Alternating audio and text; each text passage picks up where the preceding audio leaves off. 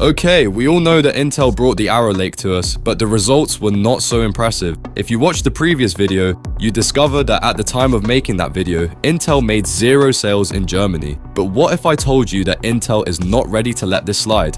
They don't want to let it slide. What are they planning to do? Don't worry, I'm going to tell you everything. So Intel Graphics Processing Units are back, and they're ready to make some serious waves. After a bit of a rough start, Intel's Arc graphics cards have become an awesome choice for budget gamers. And now, all eyes are on their next big thing. But what's the next big thing? The next big thing is the Battlemage Graphics Processing Units. Let's talk about all the juicy rumors and leaks and see why Intel's next generation cards could be a real game changer. Okay, so here's the scoop. Intel's first Arc graphics processing units had a bit of a bumpy start, and we can say the same thing about the Intel Core Ultra 200 series, but they've bounced back big time. These cards are now super popular with budget gamers, and Intel has definitely secured a spot in the graphics card game. Now, the buzz is all about their upcoming lineup, and they are calling it the Battlemage Graphics Processing Units. What's Battlemage? Basically, Intel's next big step in graphics technology. They're being super secretive about the details, so I don't have official specifications, prices, or release dates yet. But Intel has been teasing us, and leaks are coming out fast. Recently, a Geekbench test showed up with a mysterious Intel Graphics Processing Unit, and people think it could be a Battlemage card. This one had 160 compute units, which means 20 Xe cores, 12 GB of video RAM, and a boost clock up to 2850 MHz. That's fewer cores than the current Arc A770 and A750, but this clock speed is faster, so it's an interesting trade-off.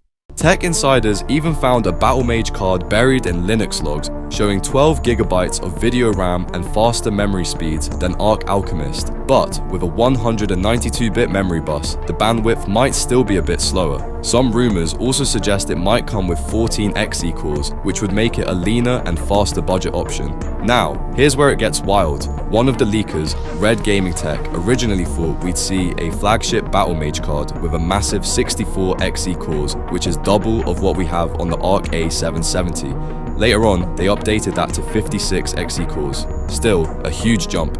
But just recently, more leaks point to a slightly lower specification option with 32 or even 28 cores instead. So, it sounds like Intel might be taking a more budget-friendly approach this time around. And it's not yet over. Here's another fun theory from frequent leaker Harukaze 5719. He suggests that Battlemage will actually come in 2 models, codenamed X2 and X3. The X2 could be the top dog with 32 Xe2 cores. That's pretty much like the A770, but with some extra improvements. Meanwhile, the X3 model might come with 28 cores. In the past, we thought Battlemage would have sky-high specifications, like clock speeds close to 3 GHz and maybe even 112 MB of level 2 cache. Now though, it looks like Intel's focus is to keep it affordable, kind of like how Advanced Micro Devices is positioning their latest RDNA 4 cards. They're targeting the sweet spot for budget gamers.